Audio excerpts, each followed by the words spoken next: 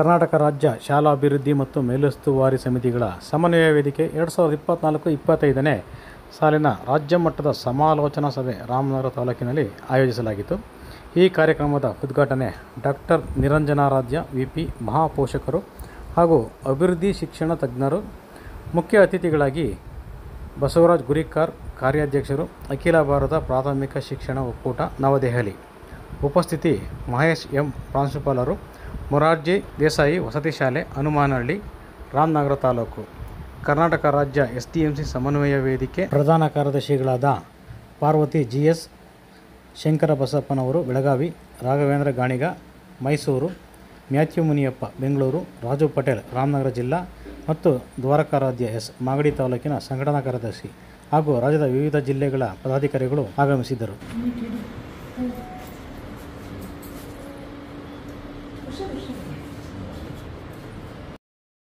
ಸರಿಸುಮಾರು ಈ ದಿನಕ್ಕೆ 1 ವರ್ಷ ನಮ್ಮ ಮಹಾಪೋಷಕರ ಒಂದು ಉಪಸ್ಥಿತಿಯಲ್ಲಿ ಬೆಂಗಳೂರಿನ ಮಿತಾಬಾಯಿ ಶಾಲೆಯನ್ನು ಶಾಲಾ ಶಿಕ್ಷಕರ ಭವನದಲ್ಲಿ ಪುನರ್ರಚನೆ ಆಗಿತ್ತು ರಾಜ್ಯ ವೇದಿಕೆ. ಇವತ್ತಿಗೆ ಕರೆಕ್ಟಾಗಿ 1 ವರ್ಷ ತುಂಬ್ತಾ ಇದೆ. ಅದರ ಒಂದು ವಿಚಾರಗಳನ್ನ ಕುರಿತು ಒಂದಷ್ಟು ಬದುಕು ಹಾಕೋದಕ್ಕೆ ಮತ್ತು ಇಲ್ಲಿಯವರೆಗಿನ ನಮ್ಮ ಕಾರ್ಯಕ್ರಮಗಳು ಮತ್ತು ಇನ್ನು ಮುಂದಿನ ನಮ್ಮ ದಿಕ್ಸೂಚಿ ಯಾವ ರೀತಿ ಇರಬೇಕು ಅನ್ನೋದ್ರ ಬಗ್ಗೆ ಎಲ್ಲ ಜಿಲ್ಲೆಗಳಿಂದ ರೀತಿಯ ವೇದಿಕೆಯ ಸನ್ನಿಹಿತರನ್ನು ಆಹ್ವಾನ ಮಾಡಿ ಮತ್ತು ರಾಮನಗರದಲ್ಲಿ ಈ ಒಂದು ಸರಳವಾದಂಥ ಈ ಕಾರ್ಯಕ್ರಮ ಅಲ್ಲ, ಸಮಾವೇಶ ಅಲ್ಲ, ಮತ್ತು ಒಂದು ದೊಡ್ಡ ರೀತಿ ನಮ್ಮನ್ನು ನಾವು ಬಿಂಬಿಸ್ಕೊಳ್ಳುವಂಥ ಒಂದು ಕಾರ್ಯಕ್ರಮವಲ್ಲ. ಮೂಲ ಉದ್ದೇಶ ಏನು ಅಂತ ಅಂದರೆ, ಈ ದಿನ ನಾವು ನಮ್ಮ ಕರ್ತವ್ಯಗಳು ಮತ್ತು ಸರ್ಕಾರಿ ಶಾಲೆಗಳನ್ನು ಉಳಿಸಿ ಬೆಳೆಸೋದ್ರಲ್ಲಿ ಮಹಾಪೋಷಕರು ಸುಮಾರು 40 ವರ್ಷಗಳ ಸುದೀರ್ಘ ಅವರ ಒಂದು ಪಯಣ, ಅವರ ಒಂದು ಶ್ರಮ, ಚಿಂತನೆ ಎಷ್ಟು ಮಟ್ಟಿಗೆ ಇದೆ ಅನ್ನೋದ್ರ ಬಗ್ಗೆ ನಾವು ಅದನ್ನು ಅರ್ಥ ಮಾಡಿಕೊಂಡು ಇವತ್ತೂ ಕೂಡ ಯಾವುದೇ ರೀತಿಯ ಒಂದು ಸ್ವಾರ್ಥತೆ ಇಲ್ಲದೆ ನಿರಂತರವಾಗಿ ಸರ್ಕಾರಿ ಶಾಲೆಗಳನ್ನ ಉಳಿಸಿ ಬೆಳೆಸೋದ್ರಲ್ಲಿ ಮಹತ್ವದ ಒಂದು ಪಯಣನ ನಮ್ಮ ಮಹಾಪೋಷಕರು ಮಾಡ್ಕೊಂಡು ಬಂದಿದ್ದಾರೆ. ಆ ಒಂದು ನಿಟ್ಟಿನಲ್ಲಿ ಅವರ ಒಂದು ವಿಚಾರಧಾರೆಗಳನ್ನ ತಿಳ್ಕೊಂಡು ನಮ್ಮೆಲ್ಲ ಪ್ರತಿ ಜಿಲ್ಲೆಗಳಲ್ಲೂ ಕೂಡ ನಾವು ಅದೇ ರೀತಿ ನಮ್ಮ ಒಂದು ಚಿಂತನೆಯನ್ನು ಕೂಡ ಅವರನ್ನು ಅನುಸರಿಸಿ ನಮ್ಮ ಶಾಲೆಗಳು ಆಕಸ್ಮಿಕವಾಗಿ ಬಂದಂಥ ಹಿರಿಯರು ಮಾರ್ಗದರ್ಶಕರು ಆದಂಥ ಬಸವರಾಜ್ ಗುರಿಕಾರ್ ಅವರೇ, ಒಳ್ಳೆ ಉತ್ತಮ ಫಲಿತಾಂಶವನ್ನು ತಂದಿರತಕ್ಕಂಥ ಮೊರಾರ್ಜಿ ವಸತಿ ಶಾಲೆಯ ಪ್ರಾಂಶುಪಾಲರಾದಂಥ ಉಮೇಶ್ ಅವರೇ, 3-4 ಈ ರೀತಿಯ ಸೌಲಭ್ಯಗಳಿದ್ದಾವೆ. ಅಂದ್ರೆ ಕನಿಷ್ಠ ನಾವು ಏನು 3 ವರ್ಷದ ಒಳಗಾಗಿ ಕೊಡಬೇಕಾಗಿತ್ತು, 2010ಕ್ಕೆ ಜಾರಿಯಾದಾಗ ಆ ಕಾಯ್ದೆನಲ್ಲಿ ಏನ್ ಬರ್ಕೊಂಡಿದ್ದೇವೆ ಅಂದ್ರೆ, ಈ ಮೂಲಭೂತ ಸೌಕರ್ಯಗಳನ್ನ ನಾವು 3 ವರ್ಷದ ಒಳಗಾಗಿ ಕೊಡ್ತೇವೆ. ಸೊ ಇದನ್ನ ಕೊಡದೇ ಇರೋದ್ರ ಕಾರಣ ಏನಾಗ್ತಾ ಇದೆ ಅಂದ್ರೆ, ಕಲಿಕೆಯಲ್ಲಿ ಬಹಳ ದೊಡ್ಡ ಬಿಕ್ಕಟ್ಟು ಸೃಷ್ಟಿ ಆಗ್ತದೆ. ಶಾಲೆಗೆ ಮಕ್ಕಳು ಬರ್ತಕ್ಕಂಥದ್ದು ಮೂಲಭೂತವಾಗಿ ಕಲಿಕೆಯನ್ನ ಮಾಡಲಿಕ್ಕೆ, ಅಥವಾ ಪ್ರಭುತ್ವದ ಮಟ್ಟ ಅಂತ ಕರಿತೇವೆ ನಾವು ಅದನ್ನು, ಪ್ರಭುತ್ವದ ಮಟ್ಟದಲ್ಲಿ ಕಲಿಕೆಯಲ್ಲಿ ಸಾಧನೆಯನ್ನ ಮಾಡಲಿಕ್ಕೆ ನಾವು ಮಕ್ಕಳು ಶಾಲೆಗೆ ಬರ್ತಾರೆ. ಆದ್ರೆ ಆ ಪ್ರಭುತ್ವದ ಮಟ್ಟದ ಕಲಿಕೆ ಆಗ್ತಾ ಇದೆಯಾ, ಪ್ರಭುತ್ವ ಮಟ್ಟದಲ್ಲಿ ನಾವು ನಿಜವಾಗ್ಲೂ ಕಲಿಸ್ತಾ ಇದೀವ ಅಂತಕ್ಕಂಥದ್ದನ್ನ ನೋಡಿದ್ರೆ ನಮ್ಮ ವರದಿಗಳು, ಈಗ ಉದಾಹರಣೆಗೆ ನ್ಯಾಷನಲ್ ಮಟ್ಟದಲ್ಲಿ ನಾವು ಒಂದು ಪರೀಕ್ಷೆಯನ್ನ ಮಾಡಿದ್ದೇವೆ. ಆ ಪರೀಕ್ಷೆಯನ್ನ ತೆಗೆದುಕೊಂಡ್ರೆ ನೀವು ಸಮಾಜ ವಿಜ್ಞಾನದಲ್ಲಿ, ಗಣಿತದಲ್ಲಿ, ಭಾಷೆಯಲ್ಲಿ ಬಹಳ ಕೆಳಗಡೆ ಇದ್ದೇವೆ, ನಾವು ಬಹಳ ಕೆಳಗಡೆ ಇದ್ದೇವೆ. ಅಂದ್ರೆ ಕಲಿಕಾ ಬಿಕ್ಕಟ್ಟು ಬಹಳ ದೊಡ್ಡ ಮಟ್ಟದಲ್ಲಿ ಸೃಷ್ಟಿಯಾಗಿದೆ. ಈ ಕಲಿಕಾ ಬಿಕ್ಕಟ್ಟು ದೊಡ್ಡ ಮಟ್ಟದಲ್ಲಿ ಸೃಷ್ಟಿ ಆಗಲಿಕ್ಕೆ ಮೂಲಭೂತವಾದ ಕಾರಣ ಏನು, ನಾವು ಈ 9 ಸೌಲಭ್ಯಗಳನ್ನ ಕೊಡ್ಲಿಕ್ಕೆ ಇನ್ನೂ ಸಾಧ್ಯ ಆಗದೆ ಇರೋದು. ನಾನು ಒಂದು ಉದಾಹರಣೆ ಹೇಳ್ತೇನೆ ನಿಮ್ಗೆ. ಕರ್ನಾಟಕದಲ್ಲಿ ಕಳೆದ 2 ವರ್ಷದಲ್ಲಿ 43,300 ಇದ್ದಂತ ಎಲಿಮೆಂಟರಿ ಶಾಲೆಗಳು ಅಂದ್ರೆ 1ರಿಂದ 5 ಇರ್ಬೋದು, ಅಥವಾ 1ರಿಂದ 7 ಅಥವಾ 1ರಿಂದ 8. ಈ ಶಾಲೆಗಳಲ್ಲಿ ಸುಮಾರು 650 ಶಾಲೆಗಳು ಮುಚ್ಚಿದಾವೆ ಅಂತ ಹೇಳಿದ್ರೆ, ಕೆಲವು ಶಾಲೆಗಳಲ್ಲಿ ಝೀರೋ ಎನ್ರೋಲ್ಮೆಂಟ್. ಈ ಝೀರೋ ಎನ್ರೋಲ್ಮೆಂಟ್ ಏನಂದ್ರೆ, ಈ 363 ಶಾಲೆಗಳಲ್ಲಿ ಶಾಲೆ ಇದಾವೆ, ಬೀಗ ಹಾಕಿದೀವಿ ಯಾಕಂದ್ರೆ ಅಲ್ಲಿ ಮಕ್ಕಳು ಬಂದಿಲ್ಲ. ಝೀರೋ ಎನ್ರೋಲ್ಮೆಂಟ್ ಶಾಲೆಗಳು ಅಂತ ಕರೀತೇವೆ. ಆದ್ರೆ ನೀವು ಅದೇ ತರ ಏಡೆಡ್ ಅನ್ಏಡೆಡ್ ಸ್ಕೂಲ್ಸ್ ಅನ್ನ ನೋಡಿದ್ರೆ, ಅದರಲ್ಲೂ ಏಡೆಡ್ ಸ್ಕೂಲಲ್ಲೂ ಅವು ಮುಚ್ಚುತ್ತಾ ಹೋಗಿದ್ದಾರೆ. 170 ಶಾಲೆಗಳು ಮುಚ್ಚಿದ್ದಾರೆ. ಆದ್ರೆ ಅನ್ಎಡೆಡ್ ಸ್ಕೂಲಿನ ಸಂಖ್ಯೆ ಬಹಳ ದೊಡ್ಡ ಮಟ್ಟದಲ್ಲಿ ಬೆಳೀತಾ ಇದೆ. ಅಂದ್ರೆ ಶಿಕ್ಷಣದ ಖಾಸಗೀಕರಣ ಬಹಳ ಸ್ಪಷ್ಟವಾಗಿ ಎದ್ದು ಕಾಣ್ತಕ್ಕಂಥದ್ದು ಮತ್ತು ನಮ್ಮ ಎನ್ರೋಲ್ಮೆಂಟ್ ಈಗಾಗಲೇ ಖಾಸಗಿ ಶಾಲೆಗಳಿಗಿಂತ ಕಡಿಮೆ ಇರ್ತಕ್ಕಂಥದ್ದು ಈಗಾಗಲೇ ಸ್ಪಷ್ಟವಾಗಿ ಅಂಕಿಅಂಶಗಳಲ್ಲಿ ಗೊತ್ತಾಗಿದೆ. ಉದಾಹರಣೆಗೆ 2023-24ರಲ್ಲಿ ನಮ್ಮ ಶಾಲೆಗಳಲ್ಲಿ 43 ಲಕ್ಷ ಜನ ಮಕ್ಕಳಿದ್ರೆ ಖಾಸಗಿ ಅನುದಾನ ರಹಿತ ಶಾಲೆಗಳಲ್ಲಿ 46 ಲಕ್ಷ ಜನ ಇದ್ದಾರೆ ಈಗಾಗಲೇ. ಅಂದ್ರೆ ನಮಗಿಂತ 3.5 ಲಕ್ಷ ಮಕ್ಕಳು ಆ ಶಾಲೆಗಳಲ್ಲಿ ಜಾಸ್ತಿ ಇದ್ದಾರೆ. ಇದು ಏನನ್ನ ಸೂಚಿಸುತ್ತೆ? ಅಥವಾ ನೀವು ಒಟ್ಟು ಕರ್ನಾಟಕದಲ್ಲಿ ಇರ್ತಕ್ಕಂಥ ಎಲ್ಲಾ 42,650 ಶಾಲೆಗಳಲ್ಲಿ 17,000 ಶಾಲೆಗಳಲ್ಲಿ ಮಕ್ಕಳ ಸಂಖ್ಯೆ 30ಕ್ಕಿಂತ ಕಡಿಮೆ. ಅಂದ್ರೆ 1ರಿಂದ 10 ಇರ್ಬೋದು, 1ರಿಂದ 15. ಅಂದ್ರೆ ಈ 17,000 ಶಾಲೆಗಳು ಕೂಡ ಬಹಳ ಅಪಾಯದ ಅಂಚಿನಲ್ಲಿದ್ದಾವೆ. ಸೊ ಇದು ಒಂದು ರೀತಿಯ ಬಿಕ್ಕಟ್ಟನ್ನ ತೋರಿಸುತ್ತೆ, ಬಹಳ ವ್ಯವಸ್ಥಿತವಾದ ಬಿಕ್ಕಟ್ಟನ್ನ. ಸುಮಾರು 5,430 ಶಾಲೆಗಳಲ್ಲಿ ಒಬ್ಬನೇ ಶಿಕ್ಷಕ. ಈ ಒಬ್ಬನೇ ಶಿಕ್ಷಕ ಇರೋದು ಕೇವಲ LPS ಅಲ್ಲ, ಒಬ್ಬನೇ ಶಿಕ್ಷಕ ಇರ್ತಕ್ಕಂಥ HPS ಇದಾವೆ, ಹೈಸ್ಕೂಲ್ ಇದಾವೆ 20 ಹೈಸ್ಕೂಲ್ಗಳಲ್ಲಿ ಒಬ್ಬರೇ ಶಿಕ್ಷಕರು. ಆದ್ರೆ ಶಿಕ್ಷಣ ಹಕ್ಕು ಕಾಯ್ದೆ ಏನ್ ಹೇಳುತ್ತೆ? 1ರಿಂದ 60ರವರೆಗೆ ಎಷ್ಟೇ ಮಕ್ಕಳಿದ್ರು ಕನಿಷ್ಠ 2 ಶಿಕ್ಷಕರು ಇರ್ಬೇಕು ಅಂತ ಶಿಕ್ಷಣ ಹಕ್ಕು ಕಾಯ್ದೆ ಹೇಳುತ್ತೆ. ಸೊ ಇದನ್ನೆಲ್ಲ ನೋಡ್ತಾ ಇದ್ರೆ ಬಹುಶಃ ನನ್ಗನ್ಸೋದು ಏನಂತ ಹೇಳಿದ್ರೆ, ಭಾರತದ ಇತಿಹಾಸದಲ್ಲಿ ಒಂದು ಪಾಠ ನಮ್ಮೆಲ್ಲರಿಗೂ ಗೊತ್ತಿರ್ತಕ್ಕಂಥದ್ದು ಏನಂದ್ರೆ, ಕಾನೂನು ಬಂದ ತಕ್ಷಣ ಅದು ಜಾರಿ ಆಗಲ್ಲ. ಕಾನೂನು ಜಾರಿ ಆಗ್ಬೇಕಂದ್ರೆ ಆ ಕಾನೂನು ಯಾರಿಗೆ ಅನ್ವಯಿಸುತ್ತೆ, ಯಾವ ಮಕ್ಕಳಿಗೆ ಅನ್ವಯಿಸುತ್ತೆ, ಯಾವ ತಂದೆ ತಾಯಿಗಳಿಗೆ ಅದು ಅನ್ವಯಿಸುತ್ತೆ, ಅವರು ಸಂಘಟಿತರಾಗಿ ಹೋರಾಟ ಮಾಡದೇ ಇದ್ರೆ ಯಾವ ಕಾನೂನು ತಾನಾಗಿ ತಾನೇ ಜಾರಿ ಆದಂತ ಉದಾಹರಣೆಗಳು ಭಾರತದಲ್ಲಿ ಇಲ್ಲ. ಈಗ ಉದಾಹರಣೆಗೆ ನೀವು ಕಾರ್ಮಿಕರ ಕಾನೂನುಗಳನ್ನ ತೆಗೆದುಕೊಂಡ್ರೆ, ಕಾರ್ಮಿಕರ ಕಾನೂನು ಯಾಕೆ ಅಷ್ಟು ದೊಡ್ಡ ಮಟ್ಟದಲ್ಲಿ ಜಾರಿಯಾಗಿದೆ ಅಂದ್ರೆ ಅವರು ಸಂಘಟಿತವಾಗಿದ್ದಾರೆ. ಆದ್ರೆ ನಮ್ಮ RTE 23% ಮಾತ್ರ ಜಾರಿಯಾಗಿದೆ. ಯಾಕೆ ಅಂತ ಹೇಳಿದ್ರೆ, ಯಾರು ಆ RTE ಕಾಯ್ದೆಯನ್ನ ಪರಿಣಾಮಕಾರಿಯಾಗಿ ಜಾರಿ ಮಾಡಲಿಕ್ಕೆ ಒತ್ತಾಯಿಸಬೇಕಾಗಿತ್ತೋ ಅವರು ನಿರೀಕ್ಷಿತ ಮಟ್ಟದಲ್ಲಿ ಸಂಘಟನೆ ಆಗಿಲ್ಲ. ಯಾರು ಸಂಘಟನೆ ಆಗ್ಬೇಕಾಗಿತ್ತು? ಯಾರ ಮಕ್ಕಳು ಸರ್ಕಾರಿ ಶಾಲೆಗಳಲ್ಲಿ ಕಲಿತಾ ಇದ್ದಾರೋ ಆ ಪಾಲಕರು ಕನಿಷ್ಠ ಸಂಘ ಏನೋ ಅವರು ಒಟ್ಟಾಗಬೇಕಾಗಿತ್ತು. ಯಾಕೆಂದ್ರೆ ಯಾಕೆ ನಾವು ಸರ್ಕಾರಿ ಶಾಲೆಗಳಲ್ಲಿ ಅವರ ಪಾಲಕರನ್ನೇ ಬಹಳ ಮುಖ್ಯವಾಗಿ SDMCನಲ್ಲಿ ಆಯ್ಕೆ ಮಾಡ್ತೇವೆ? ಯಾಕೆ ಆಯ್ಕೆ ಮಾಡ್ತೇವೆ ಅಂದ್ರೆ, ಅವರಿಗೆ ಆ ಶಾಲೆಯ ಮಾಲೀಕತ್ವ ಇದೆ, ಅವರ ಮಕ್ಕಳು ಅಲ್ಲಿ ಕಲಿತಾ ಇದ್ದಾರೆ, ಅವರ ಮಕ್ಕಳು ಆ ಶಾಲೆಗೆ ಹೋಗೋದ್ರಿಂದ ಇವರು ಆ ಶಾಲೆಯ ಆಗುವಗಳನ್ನು ನೋಡ್ಲಿಕ್ಕೆ ಸರ್ವ ರೀತಿಯಲ್ಲೂ ಸಮರ್ಥರಿದ್ದಾರೆ ಮತ್ತು ಅವಕಾಶವನ್ನು ಕೊಡಬೇಕು ಅಂತಾನೆ ಶಿಕ್ಷಣ ಹಕ್ಕು ಕಾಯ್ದೆಗೆ ನಾವು ತಿದ್ದುಪಡಿಯನ್ನ ತಂದು ಇವತ್ತು SDMCಗಳಿಗೆ ಸಂವಿಧಾನಾತ್ಮಕವಾದಂತ ಒಂದು ಸ್ಥಾನವನ್ನ ಕೊಟ್ಟಿದ್ದೇವೆ. ಭಾರತದಲ್ಲಿ ಈ ಪಾಲಕರಿಗೆ ಒಂದು ಸಂವಿಧಾನಾತ್ಮಕವಾದಂತ ಜವಾಬ್ದಾರಿ. ಅಂದ್ರೆ ಯಾವ ಮಕ್ಕಳು ಸರ್ಕಾರಿ ಶಾಲೆಯಲ್ಲಿ ಕಲಿತಾ ಇದ್ದಾರೋ ಆ ಮಕ್ಕಳ ತಂದೆ ತಾಯಿ ಸೇರಿ ಚುನಾಯಿಸತಕ್ಕಂಥ ಶಾಲಾಭಿವೃದ್ಧಿ ಮತ್ತು ಮೇಲುಸ್ತುವಾರಿ ಸಮಿತಿ ಇಡೀ ಶಾಲೆಯ ಆಗುಹೋಗುಗಳನ್ನ ನೋಡ್ಕೊಳ್ಳುತ್ತೆ. ಎಲ್ಲಾ ಶಾಲೆಯ ಆಗುಹೋಗುಗಳನ್ನು ಕಾನೂನಲ್ಲಿ ಬಹಳ ದೊಡ್ಡ ಕಾರ್ಯನಿರ್ವಹಿಸುವಂತೆ ಮಾಡಬೇಕಾದ್ರೆ ನಾವು ಯಾರಿದ್ದೀವಿ SDMCಯಲ್ಲಿ ಅವರು ಎಲ್ಲೋ ಒಂದ್ ಕಡೆ ಇವತ್ತು ಸಂಘಟಿತರಾಗಬೇಕಾದಂತ ಅನಿವಾರ್ಯತೆ.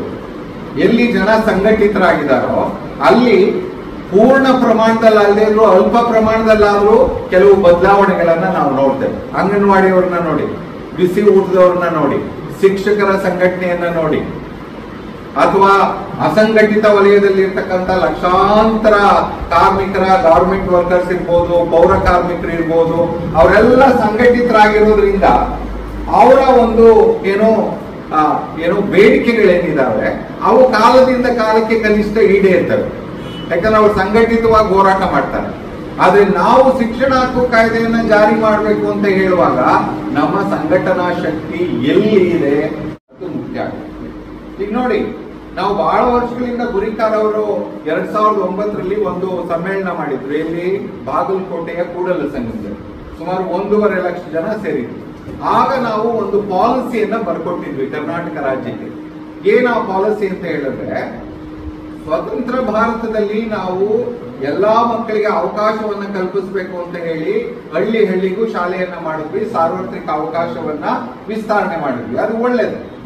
ಮಕ್ಕಳು ಶಾಲೆ ಶಿಕ್ಷಣ ಕೊಡಬೇಕು ಅಂತಕ್ಕಂಥ ಒಂದು ಏನೋ ತಿಳುವಳಿಕೆ ಒಂದು ಇದು ಬಂದಿರೋದ್ರಿಂದ ನಾವು ಎಲ್ಲೋ ಒಂದ್ ಕಡೆ ಶಿಕ್ಷಣವನ್ನ ಒಂದ್ ರೀತಿ ಪುನರ್ ಸಂಘಟಿಸಬೇಕು ಅಂತ ಹೇಳಿ ನಾವು ಆ ನೀತಿಯಲ್ಲಿ ಏನ್ ಹೇಳಿದ್ವಿ ಅಂದ್ರೆ, ಪ್ರತಿ ಹಳ್ಳಿಯಲ್ಲಿ ಅಥವಾ ಆಡಿಯಲ್ಲಿ 1 ರಿಂದ 4ನೇ ತರಗತಿವರೆಗೆ ಉಳಿಸ್ಕೊಂಡು ಪೂರ್ವ ಪ್ರಾಥಮಿಕ ಶಿಕ್ಷಣವನ್ನ ಒಳ ಮಾಡಿಕೊಂಡು ಆ ಪೂರ್ವ ಪ್ರಾಥಮಿಕದಿಂದ 4ನೇ ತರಗತಿಯ ವಿದ್ಯಾಭ್ಯಾಸವನ್ನ ಬುನಾದಿ ಶಿಕ್ಷಣವನ್ನಾಗಿ ಮಾಡೋದ್ರ ಮೂಲಕ ಅಲ್ಲಿ ಎಲ್ಲ ವ್ಯವಸ್ಥೆಗಳನ್ನ ಕೊಡಬೇಕು. ಅದಾದ ನಂತರ ಪ್ರತಿ ಹಳ್ಳಿಗೊಂದು ಶಾಲೆ ಇರಬೇಕಾದ ಅವಶ್ಯಕತೆ ಇಲ್ಲ. ಹೇಗಿದ್ರು ಈಗಾಗಲೇ ಬುನಾದಿ ಶಿಕ್ಷಣ ಇರುತ್ತೆ.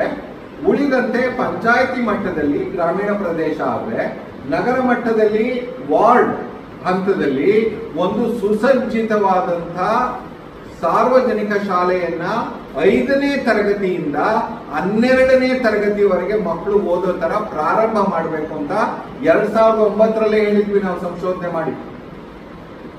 ಆ ಶಾಲೆ ಯಾವುದು ಬೆಂಚ್ ಮಾರ್ಕ್ ಆಗ್ಬೇಕು ಆ ಶಾಲೆಗೆ ಅಂತ ಹೇಳಿದ್ವಿ ಅಂದ್ರೆ, ಖಂಡಿತ ಯಾವುದೇ ಖಾಸಗಿ ಶಾಲೆ ಅಲ್ಲ. ಅದಕ್ಕೆ ಬೆಂಚ್ ಮಾರ್ಕ್ ಆಗ್ಬೇಕಾಗಿರ್ತಕ್ಕಂಥ ಶಾಲೆ ಕೇಂದ್ರ ಸರ್ಕಾರವೇ ನಡೆಸ್ತಕ್ಕಂಥ ಕೇಂದ್ರೀಯ ವಿದ್ಯಾಲಯ ಅಥವಾ ನವೋದಯ ಶಾಲೆ. ಯಾಕಂದ್ರೆ ಇವತ್ತು ಕೂಡ ದಯವಿಟ್ಟು ಅರ್ಥ ಮಾಡ್ಕೊಳ್ಳಿ, ಇವತ್ತು ಭಾರತದಲ್ಲಿ ಗುಣಾತ್ಮಕ ಶಾಲೆಗಳು ಅಂದ್ರೆ ನವೋದಯ ಶಾಲೆಗಳು, ಕೇಂದ್ರೀಯ ಶಾಲೆಗಳು. ಅಲ್ಲಿ ಕಲಿತಕ್ಕಂತ ಮಕ್ಕಳು ದೇಶದ ಪ್ರತಿಷ್ಠಿತ ಸಂಸ್ಥೆಗಳಿದಾವಲ್ಲ, IIM, IIT, ಲಾ ಸ್ಕೂಲ್ಸ್ ಅಲ್ಲಿ ಇರ್ತಾರೆ. ಸೊ ಆ ಮಟ್ಟಕ್ಕೆ ತಂದ್ರೆ ನಾವು ಯಾಕೆ ಸರ್ಕಾರಿ ಶಾಲೆ ಮುಚ್ಚುತ್ತವೆ? ಒಂದ್ ಮಗು 5ನೇ ಕ್ಲಾಸ್ ಅಲ್ಲಿ ಹೋದ್ರೆ 12ನೇ ತರಗತಿವರೆಗೂ ಆ ಮಗುಗೆ ಯಾವುದೇ ರೀತಿ ತೊಂದರೆ ಆಗ್ಬಾರ್ದು. ಆ ವ್ಯಾಪ್ತಿನಲ್ಲಿ ಇರ್ತಕ್ಕಂಥವ್ರು ಬಂದೋಗೋದಾದ್ರೆ ಅವ್ರು ಏನು ವಾಹನ ವ್ಯವಸ್ಥೆ, ಆರ್ಥಿಕವಾಗಿ ಅವ್ರು ದುರ್ಬಲರಾಗಿದ್ದಾರೆ ಅಂದ್ರೆ ಅಲ್ಲೇ ಹಾಸ್ಟೆಲ್ ಕೊಡಿ. ಈ ಮುರಾರ್ಜಿ ಶಾಲೆಗಳನ್ನ ಅಥವಾ ಇದನ್ನೆಲ್ಲ ನಾವು ಅವಾಗ ಹೇಳಿದಾಗ ಏನು ಉದ್ದೇಶ ಇತ್ತು ಅಂದ್ರೆ, ಪಂಚಾಯತಿಗೊಂದು ಆ ಬಗೆಯ ಶಾಲೆ ಆಗ್ಬೇಕು. ಆಗ ನಮ್ಮ ಇಡೀ ಶಿಕ್ಷಣ ವ್ಯವಸ್ಥೆಯ ಸ್ವರೂಪ ಬದಲಾಗುತ್ತೆ. ಆದ್ರೆ ನಾವೇನ್ ಮಾಡಿದ್ವಿ, ಅದಷ್ಟನ್ನು ಡಿಸ್ಟಾರ್ಟ್ ಮಾಡಿ ಪಂಚಾಯತಿ ಹಂತದಲ್ಲಿ ಮಾಡ್ಬೇಕಾಗಿದ್ದನ್ನ ತಾಲೂಕು ಹಂತದಲ್ಲಿ ಮಾಡಿ, ಈಗ ನೋಡಿ ಎಂತ ವಿಪರ್ಯಾಸ ನಮ್ಮ ರಾಜ್ಯದಲ್ಲಿ. ಒಂದಷ್ಟು ಶಾಲೆಗಳು, ಸುಮಾರು 900 ಶಾಲೆಗಳನ್ನ ಸೋಷಿಯಲ್ ವೆಲ್ಫೇರ್ ಡಿಪಾರ್ಟ್ಮೆಂಟ್ ನಡೆಸುತ್ತೆ. ಇನ್ನು ಉಳಿದ ಶಾಲೆಗಳನ್ನ ಶಿಕ್ಷಣ ಇಲಾಖೆನೇ ಒಂದು ಬಹಳ ಏನೋ ನುರಿತ ಇಲಾಖೆ ಆಗಿರೋದ್ರಿಂದ ಯಾಕೆ ನಾವು ಬೇರೆ ಬೇರೆ ಇಲಾಖೆಗಳೆಲ್ಲ ಶಿಕ್ಷಣ ಶಾಲೆಗಳನ್ನ ನಡೆಸ್ತಾರೋ ನನಗಂತೂ ಅರ್ಥ ಆಗಲ್ಲ. ಶಿಕ್ಷಣ ಇಲಾಖೆ ಇರೋದೇ ಈ ನುರಿತವಾದ ಶಾಲೆಗಳನ್ನ ನಡೆಸಲಿಕ್ಕೆ. ಸೊ ಹಾಗಾಗಿ ಎಲ್ಲೋ ಒಂದ್ ಕಡೆ ಇವತ್ತು ಈ ಶಿಕ್ಷಣದ ಬಿಕ್ಕಟ್ಟನ್ನ ನಾವು ಸಮರ್ಥವಾಗಿ ಎದುರಿಸಬೇಕಾದ್ರೆ ನಮಗಿರ್ತಕ್ಕಂಥ ಒಂದೇ ಒಂದು ಮಾರ್ಗ, ನಾವು ಯಾರು ಸರ್ಕಾರಿ ಶಾಲೆಗಳ ಬಗ್ಗೆ ಒಂದು ಅಪಾರವಾದಂತ ನಂಬಿಕೆಯನ್ನು ಇಟ್ಕೊಂಡಿದ್ದೇವೆ ಅವರೆಲ್ಲರೂ ಒಗ್ಗಟ್ಟಾಗಬೇಕು. ನಮ್ಮ ಒಗ್ಗಟ್ಟು ಎಷ್ಟಿದೆ ಅಂದ್ರೆ, 45 ಲಕ್ಷ ಮಕ್ಕಳು ಸರ್ಕಾರಿ ಶಾಲೆಯಲ್ಲಿ ಓದ್ತಾರೆ ಅಂತ ಹೇಳಿದ್ರೆ 90 ಲಕ್ಷ ಅವರ ಕುಟುಂಬ ಎಲ್ಲ ಸೇರಿದ್ರೆ ಹತ್ತತ್ರ 1.5-2 ಕೋಟಿ ಇದ್ದೇವೆ. ಆದ್ರೆ ಅದೆಲ್ಲೂ ನಮಗೆ ಕಣ್ಣಿಗೆ ಕಾಣಲ್ಲ, ಎಲ್ರಿಗೂ ಕಾಣಿಸ್ತಾ ಇಲ್ಲ. ನಾನು ಆಕ್ಚುಲ್ ಆಗಿ ಗುರಿಕಾರ್ ಅವರು ಇದ್ದಾರೆ, ಒಂದು ಪ್ರಸ್ತಾಪ ಇಟ್ಟಿದ್ದೆ. ಈ ನಮ್ಮ ಸ್ಥಳೀಯ ಸರ್ಕಾರ ಇದೆಯಲ್ಲ, ಆ ಸ್ಥಳೀಯ ಸರ್ಕಾರದ ಭಾಗವಾಗಿ ವಿಧಾನ ಪರಿಷತ್ತಿಗೆ ಚುನಾವಣೆ ನಡೆಯುತ್ತೆ. ಪರಿಷತ್ತಿಗೆ ಅಲ್ಲಿ ವೋಟ್ ಹಾಕೋರು ಯಾರು ಅಂದ್ರೆ ಈ ಚುನಾಯಿತ ಲೋಕಲ್ ಸ್ಥಳೀಯ ಸರ್ಕಾರದ ಚುನಾಯಿತ ಪ್ರತಿನಿಧಿಗಳು, ಯಾರು ಈ ಪಂಚಾಯತಿ ಸದಸ್ಯ ಅವರೆಲ್ಲ. ನಾನೇನ್ ಹೇಳಿದೆ ಅವ್ರಿಗೆ, ನಮ್ಮ SDMC ಏನಿದೆ ಶಾಲಾ ಹಂತದಲ್ಲಿ ಅವರು ಕೂಡ ಪಾಲಕರ ಪರಿಷತ್ತಿನಿಂದ ಚುನಾಯಿತರಾಗಿರ್ತಕ್ಕಂಥವ್ರೆ. ಒಬ್ಬ MP-ಗೂ ಒಬ್ಬ SDMC ಚುನಾಯಿತ ಪ್ರತಿನಿಧಿಗೂ ಮೂಲಭೂತವಾಗಿ ಪ್ರಜಾಪ್ರಭುತ್ವದಲ್ಲಿ ವ್ಯತ್ಯಾಸ ಇಲ್ಲ. ಅವನು ಚುನಾಯಿತ ಆಗಿರ್ತಾನೆ, ಅಲ್ಲಿ ಹೋಗಿ ಅವನು ಕೆಲಸ ಮಾಡ್ಬೇಕು. ಎಲ್ಲಿ? ಪಾರ್ಲಿಮೆಂಟ್ ಅಲ್ಲಿ. MLA ಚುನಾಯಿತ ಆಗಿರ್ತಾನೆ, ಅವನು ವಿಧಾನಸಭೆನಲ್ಲಿ ಕೆಲಸ ಮಾಡ್ಬೇಕು. ZP ಚುನಾಯಿತ ಆಗಿರ್ತಾನೆ, ಅವನು ZP ಕೆಲಸ ಮಾಡ್ಬೇಕು. ಪಂಚಾಯತಿ ಕೆಲಸ ಮಾಡ್ಬೇಕು. ಅದೇ ತರ ನಾವು ಕೂಡ ಚುನಾಯಿತ ಪ್ರತಿನಿಧಿ ಇರೋದ್ರಿಂದ ನಮಗೂ ಕೂಡ ಈ ಸ್ಥಳೀಯ ಸರ್ಕಾರದಿಂದ ವಿಧಾನ ಪರಿಷತ್ತಿಗೆ ನಡೀತಕ್ಕಂಥ ಚುನಾವಣೆಯಲ್ಲಿ ಚುನಾಯಿಸ್ತಕ್ಕಂಥ ವೋಟಿನ ಅಧಿಕಾರವನ್ನ ಕೊಡಬೇಕು ಅಂತಕ್ಕಂಥ ಪ್ರಶ್ನೆಯನ್ನ ಮುಂದಿಟ್ಟಿದೆ. ಅಂದ್ರೆ ನಾವು 18 ಜನ ಇದ್ದೇವೆ ಒಂದೊಂದು ಶಾಲೆಯಲ್ಲಿ. 18 ಜನಕ್ಕೆ ನಮ್ಗೆ ವೋಟಿಂಗ್ ಪವರ್ ಸಿಕ್ಕಿದ್ರೆ ಇಡೀ ಶಾಲೆಗಳ ಲೆಕ್ಕ ಹಾಕಿದ್ರೆ ಸುಮಾರು 8.5 ಲಕ್ಷ ಜನ ನಾವು ವೋಟ್ ಹಾಕ್ತೇವೆ. ಆ ಮೂಲಕ ವಿಧಾನ ಪರಿಷತ್ತಿಗೆ ಆಯ್ಕೆ ಆಗ್ತಾರೆ. ಅವಾಗ ಇಡೀ ಪ್ರಜಾಪ್ರಭುತ್ವ ಕೆಳ ಹಂತಕ್ಕೆ ವಿಸ್ತರಣೆ ಆಗುತ್ತೆ. ಅದು ನಿಜವಾದಂತ ಪ್ರಜಾಪ್ರಭುತ್ವ. ಆದ್ರೆ ಅದನ್ನ ಕಾರ್ಯಗತ ಮಾಡ್ಬೇಕು ಅಂದ್ರೆ ನಾವು ಎಷ್ಟು ಸಂಘಟಿತರಾಗ್ಬೇಕು. ನಿಮ್ಗೆ ಗೊತ್ತಿ ಎಲ್ಲ ಚುನಾವಣೆಗಳು ಹೇಗೆ ನಡೆಯುತ್ತೆ, ಯಾರಲ್ಲಿ ಹೋಗ್ತಾರೆ, ಅವೆಲ್ಲ ಗೊತ್ತಿದೆ ನಮ್ಗೆ. ಅರ್ಹರು ಹೋಗ್ಬೇಕು ಅನ್ನೋದು ನಮ್ಮೆಲ್ಲರ ಸರ್ವಾನುಮತದ ಒಂದು ಅಭಿಪ್ರಾಯ. ಸೊ ಹಾಗಾಗಿ ಎಲ್ಲೋ ಒಂದ್ ಕಡೆ ಬಹುಶಃ ನಾನು ನಿಮ್ ಜೊತೆ ಮಾತಾಡ್ತೇನೆ ಸಾಕಷ್ಟು, ಇನ್ನು ಇಡೀ ದಿನ ಇರ್ತೀನಲ್ಲ. ಹಾಗಾಗಿ ನಿಜವಾಗ್ಲೂ ಶಿಕ್ಷಣ ಹಕ್ಕು ಕಾಯ್ದೆ ಜಾರಿ ಆಗ್ಬೇಕು, ಸರ್ಕಾರಿ ಶಾಲೆ ಗಟ್ಟಿ ಆಗ್ಬೇಕು. ಕರ್ನಾಟಕದ ಪ್ರತಿಯೊಂದು ಮಗುಗೂ ಕೂಡ ಸಾರ್ವಜನಿಕ ಶಿಕ್ಷಣ ವ್ಯವಸ್ಥೆನಲ್ಲಿ ಗುಣಾತ್ಮಕ ಶಿಕ್ಷಣ ಸಿಗ್ಬೇಕು. ಏನಿವತ್ತು ಖಾಸಗೀಕರಣ ಆಗ್ತಾ ಇದೆ, ಎಂಥ ಸ್ಥಿತಿಲಿ ಇದ್ದೇವೆ ಅಂದ್ರೆ ಕೂಲಿ ಮಾಡ್ತಕ್ಕಂಥವ್ರು ಕೂಡ ತಾವು ದುಡಿತಕ್ಕಂತ 40% ಅನ್ನ ಆ ಶಾಲೆಗಳಿಗೆ ಸುರಿತಾರೆ. ಅದೇ ದುಡ್ಡು ಅವ್ರ ಹತ್ರ ಇದ್ರೆ ಅವರ ಜೀವನದ ಗುಣಮಟ್ಟ ಸುಧಾರಿಸುತ್ತೆ. ಅವ್ರ ಊಟ, ಅವ್ರ ತಿಂಡಿ, ಅವ್ರ ಬಟ್ಟೆ. ಆಕ್ಚುಲ್ ಆಗಿ ನಾವು ಯಾವಾಗ್ಲೂ ಸರ್ಕಾರ ಕೇಳೋದು ಅಂತ ಹೇಳಿದ್ರೆ, ನಿಜವಾಗ್ಲೂ ಅದು ಸಂವಿಧಾನಾತ್ಮಕ ಸರ್ಕಾರ ಆದ್ರೆ ಜನಕ್ಕೆ 3 ಮುಖ್ಯವಾದಂತ ಅವಕಾಶಗಳನ್ನ ಕೊಡ್ಬೇಕು. ಒಂದು, ಎಲ್ಲಾ ಮಕ್ಕಳಿಗೆ ಗುಣಮಟ್ಟದ ಶಿಕ್ಷಣ, ಎಲ್ಲಾ ಜನರಿಗೆ ಗುಣಮಟ್ಟದ ಆರೋಗ್ಯ, ಎಲ್ಲಾ ಜನರಿಗೆ ಅವರು ಘನತೆಯಿಂದ ಬದುಕಲಿಕ್ಕೆ ಬೇಕಾದಂತ ಒಂದು ಉದ್ಯೋಗ ಅವಕಾಶ. ಇಷ್ಟನ್ನ ಕೊಟ್ರೆ ಇನ್ನೇನು ಬೇಕಾಗಲ್ಲ, ಅವ್ರ ಜೀವನವನ್ನ ಕಂಡುಕೋತಾರೆ. ಸೊ ಅದು ಆಗ್ಬೇಕು ಅಂದ್ರೆ ಬಹುಶಃ ಎಲ್ಲೋ ನಾವೊಂದ್ ಕಡೆ ಹೊಸ ಬಗೆನಲ್ಲಿ ಆಲೋಚನೆ ಮಾಡಬೇಕು. ಯಾವಾಗ್ಲೂ ಐನ್ಸ್ಟೈನ್ ಒಂದು ಮಾತು ಏನ್ ಹೇಳ್ತಾರೆ ಅಂದ್ರೆ, ಸಮಸ್ಯೆಯನ್ನ ಯಾರು ಸೃಷ್ಟಿಸಿದ್ದಾರೆ ಅವರು ಸಮಸ್ಯೆಯನ್ನ ಬಗೆಹರಿಸ ಹೋಗ್ತಕ್ಕಂತ ನೋಡ್ತಕ್ಕಂತ ಒಂದು ಚಿಂತನೆ ಬಂದಾಗ ಮಾತ್ರ ನಾವು ಒಂದು ಹೊಸ ಬಗೆಯ ವ್ಯವಸ್ಥೆಯನ್ನ ಕಟ್ಕೊಳ್ಳಿಕ್ಕೆ ಸಾಧ್ಯ ಆಗುತ್ತೆ. ಆ ನಿಟ್ಟಿನಲ್ಲಿ SDMCಗಳ ಪಾತ್ರ ಬಹಳ ಮುಖ್ಯವಾದದ್ದು. ಅವರು ನಿಜವಾಗ್ಲೂ, ನಾನೀಗ ಈ ಬನ್ನಿಕುಪ್ಪೆನಲ್ಲಿ ಕೆಲಸ ಮಾಡ್ತಿದ್ದೆ, ಇಲ್ಲೇ ರಾಮನಗರದಲ್ಲಿ ಸುಮಾರು 15 ವರ್ಷ ಕೆಲಸ ಮಾಡಿದೆ. ಇಲ್ಲಿ ಒಂದು ಪಂಚಾಯಿತಿಯನ್ನ ಸಂಪೂರ್ಣವಾಗಿ ಅಳವಡಿಸಿಕೊಂಡು ಲಾ ಸ್ಕೂಲಿಂದ ನಮ್ಮ ಎಲ್ಲಾ ಪಾಲಿಸಿ ನಿರ್ಧಾರಗಳು ಇಲ್ಲಿಂದನೇ ಬಂದಿದ್ದು. ನಾವು ಒಂದು ಸಣ್ಣ ಪ್ರಯೋಗ ಮಾಡಿದ್ವಿ. ಯಾವಾಗ ಗ್ರಾಮ ಪಂಚಾಯಿತಿ ಚುನಾವಣೆಯಲ್ಲಿ ನಾವು ಹೇಳಿದ್ವಿ, ಯಾಕೆ ಗ್ರಾಮ ಪಂಚಾಯಿತಿ ಚುನಾವಣೆಯಲ್ಲಿ ನಮ್ಮ SDMC ಸದಸ್ಯರೇ, ಅದೊಂದು ಪಕ್ಷ ಇಲ್ಲದ ಚುನಾವಣೆ, ಯಾವ ಪಕ್ಷವೂ ಇಲ್ಲ ಅಲ್ಲಿ, ನಾವು ಮಾಡ್ಕೊಂಡಿರೋದು ನಮ್ಮ ಸ್ವಾರ್ಥಕ್ಕೆ. ಅಲ್ಲಿ ನಾವು ಚುನಾವಣೆಯಲ್ಲಿ ನಿಂತು ಗೆದ್ರೆ ಆ ಇಡೀ ಪಂಚಾಯಿತಿಗೆ ಒಳ್ಳೇದು ಮಾಡ್ಲಿಕ್ಕೆ ಸಾಧ್ಯ ಆಗುತ್ತೆ. ನೀವು ನೋಡ್ಬೇಕು, ರಾಮನಗರದಲ್ಲಿ ನಾನು ಆ ಪ್ರಯತ್ನ ಮಾಡಿದೆ. ಸುಮಾರು 70 ಜನ ನಮ್ಮವ್ರು ನಿಂತಿದ್ರು, 38 ಜನ ಗೆದ್ರು. ಅದರಲ್ಲಿ ಸುಮಾರು ಜನ ಪಂಚಾಯಿತಿಯ ಅಧ್ಯಕ್ಷರಾದ್ರು. ಚನ್ನಪಟ್ಟಣ ತಾಲೂಕು ಅಲ್ಲಿ ಸುಮಾರು ಜನ ಅವರ ಅಧ್ಯಕ್ಷರಾದ್ಮೇಲೆ ಆ ಶಾಲೆಗಳ ಸ್ವರೂಪನೇ ಬದಲಾಗೋಯ್ತು. ಕುಡಿಯೋ ನೀರು ಇರ್ಬೋದು, ಅಥವಾ ಆಟದ ಮೈದಾನ ಇರ್ಬೋದು, ಅಥವಾ ಶಾಲೆ. ಹಾಗಾಗಿ ಎಲ್ಲೋ ಒಂದ್ ಕಡೆ ಹೊಸ ಬಗೆಯಲ್ಲಿ ನಾವು ಯೋಚನೆ ಮಾಡಬೇಕು. ಹಳೇ ರೀತಿಯಲ್ಲೇ ಯೋಚನೆ ಮಾಡೋದ್ರಿಂದ ಬಹುಶಃ ಈ ವ್ಯವಸ್ಥೆನಲ್ಲಿ ಬದಲಾವಣೆಯನ್ನು ತರಲಿಕ್ಕೆ ಸಾಧ್ಯ ಇಲ್ಲ.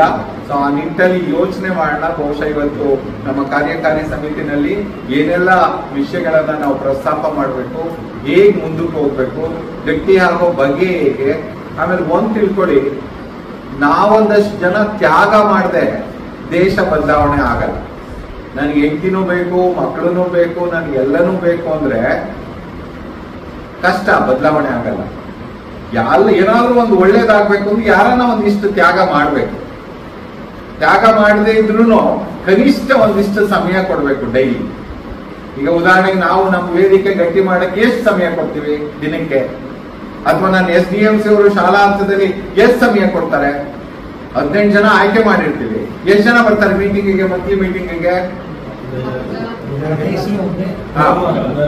ಅದ್ ಬಂದ್ರೆ 5-6 ಜನ ದೊಡ್ಡದು. ಈಗ ನಾವು ಆ ಇಡೀ ಶಾಲೆಯನ್ನ ಸಹಭಾಗಿತ್ವದಲ್ಲಿ ತಗೊಂಡೋಗ್ಬೇಕು. SDMC, ಶಿಕ್ಷಕರು, ಮಕ್ಕಳು ಮತ್ತು ಆ ಊರಿನ ಸಮುದಾಯ ಒಟ್ಟಿಗೆ ಹೋದಾಗ ಏನಾನ ಅಲ್ಲ ಆಗುತ್ತೆ. ನಾನೇ ಶಾಲೆಗೆ ಹೋಗಲ್ಲ, ಹೆಸರಿಗೆ ಅಧ್ಯಕ್ಷ ಆಗಿದ್ದೀನಿ, ಹೆಸರಿಗೆ ಸದಸ್ಯ ಆಗಿದ್ದೀನಿ ಅಂದ್ರೆ ಈ ದೇಶ ಏನಾಗ್ಬೋದು ಲೆಕ್ಕ ಹಾಕೋದು. ಸೊ ಹಾಗಾಗಿ ಬಹಳಷ್ಟು ವಿಚಾರಗಳಿದಾವೆ, ಮಾತಾಡೋಣ. ನಾನು ಇರ್ತೇನೆ ನಿಮ್ ಜೊತೆ. ಮಾತಾಡಿ ಏನು ಮಾಡ್ಬೋದು ಅಂತಂದು ಯೋಚನೆ ಮಾಡೋಣ.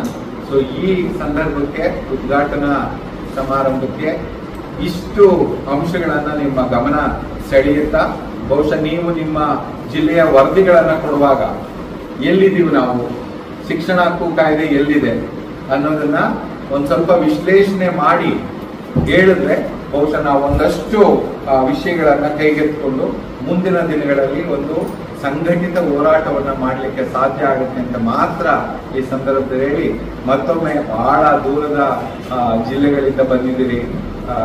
ಬಹಳ ದೂರದ ಜಿಲ್ಲೆಗಳಿಂದ ನಿಮ್ಮದೇ ಹಣವನ್ನ, ನಿಮ್ಮದೇ ಪ್ರಯಾಣವನ್ನ ಹಾಕೊಂಡು ಬಂದಿರೋದು ವಿಶೇಷ. ಸಂಘಟನೆಗಳು ಈ ರೀತಿ ಇಲ್ಲ. ಈಗ ಸಂಘಟನೆಗಳನ್ನ ಕಟ್ಟಲು ಹೋದ್ರೆ ಇಲ್ಲ ಯಾರನ್ನ ದುಡ್ಡು ಕೊಡ್ಬೇಕು, ಇಲ್ಲ ಯಾರನ್ನ ಬಾಲಂಗೋಚಿ ಹಾಕ್ಬೇಕು. ನಾವು ಆ ತರ ಸಂಘಟನೆ ಕಟ್ಟೋ ಅವಶ್ಯಕತೆ ಇಲ್ಲ. ನಾವು ಏನಾದ್ರೂ ಸಂಘಟನೆ ಕಟ್ತಾ ಇದ್ರೆ ನಮಗೆ ಗೊತ್ತು ಈ ಸಂಘಟನೆಯಿಂದ ನಾವು ಏನಾದ್ರೂ ಒಂದು ಹೊಸ ಬದಲಾವಣೆಯನ್ನ ನಮ್ಮ ಮಕ್ಕಳ ಬದುಕಿನಿಂದನೇ ಪ್ರಾರಂಭ ಮಾಡಬೇಕು ಅನ್ನೋ ನಂಬಿಕೆ ಇರ್ತಕ್ಕಂಥ ಜನ ನಾವು. ಹಾಗಾಗಿ ಯಾರಿಂದ ಹಣ ನಿರೀಕ್ಷೆ ಮಾಡೋದಾಗ್ಲಿ ಅಥವಾ ಇದನ್ನ ಮಾಡದೇ ಇರೋದು ಬಹುಶಃ ನಮ್ಮ ಸಂಘಟನೆಯ ದೊಡ್ಡ ಒಂದು ಶಕ್ತಿ ಅಂತ ನಾನು ಭಾವಿಸ್ತೇನೆ. ಎಲ್ಲರೂ ಒಟ್ಟಿಗೆಯನ್ನ ಮುಂದುವರಿಸ್ತಾರೆ. ಬಹಳಷ್ಟು ಔಚಿತ್ಯಪೂರ್ಣವಾಗಿ ಮಾತನಾಡಿದಂಥ ಈ ದೇಶ ಕಂಡ ಶ್ರೇಷ್ಠ ಶಿಕ್ಷಣ ತಜ್ಞರಾಗಿರ್ತಕ್ಕಂಥ ಡಾಕ್ಟರ್ ವಿ.ಪಿ. ನಿರಂಜನಾಥರವರೇ, SDMC ವೇದಿಕೆಯ ಅಧ್ಯಕ್ಷರಾಗಿರ್ತಕ್ಕಂಥ ಉಮೇಶ್ ಅವರೇ, ಪ್ರಧಾನ ಕಾರ್ಯದರ್ಶಿಯಾಗಿರ್ತಕ್ಕಂಥ ಪಾರ್ವತಿ ಮೇಡಮ್ ಅವರೇ, ಮಹೇಶ್ ಅವರೇ, ರಾಜ್ಯದ ಬೇರೆ ಬೇರೆ ಜಿಲ್ಲೆಗಳಿಂದ ಆಗಮಿಸಿದಂಥ ಯಾವತ್ತೂ SDMC ಸಮನ್ವಯ ವೇದಿಕೆಯ ಎಲ್ಲ ಹಂತದ ಪದಾಧಿಕಾರಿಗಳು, ಈ ದೇಶದಲ್ಲಿ ಪ್ರಪ್ರಥಮವಾಗಿ ಶಾಲಾ ಅಭಿವೃದ್ಧಿ ಮತ್ತು ಮೇಲುಸ್ತುವಾರಿ ಸಮಿತಿಗಳಿಗೆ ಒಂದು ಶಾಸನಬದ್ಧವಾದಂಥ ಅಧಿಕಾರವನ್ನು ತಂದುಕೊಟ್ಟಂಥ ಶ್ರೇಯಸ್ಸು ಮತ್ತು ಕೀರ್ತಿ ಡಾಕ್ಟರ್ ನಿರಂಜನ ಆರಾಧ್ಯ ಅವರಿಗೆ.